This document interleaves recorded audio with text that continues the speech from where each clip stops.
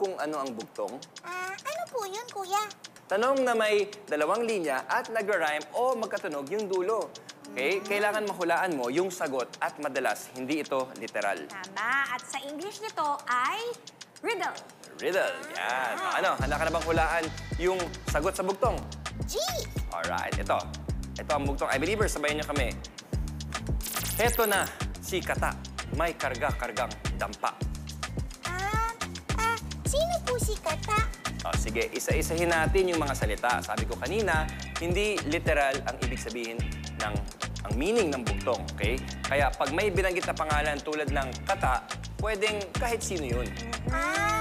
Edi, pwede palang kahit sino. So, pwede rin po bang heto na si Mikmik, may karga-kargang dampa?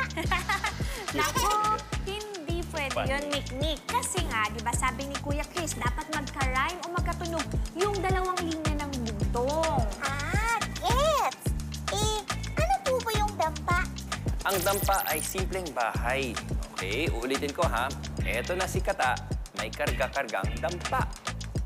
Sige, Mikmik, tutulungan na kita, ha? Sige po. Heto na si Kata. Yun yung isang tao o hayop. Ibig sabihin nun, si Kata.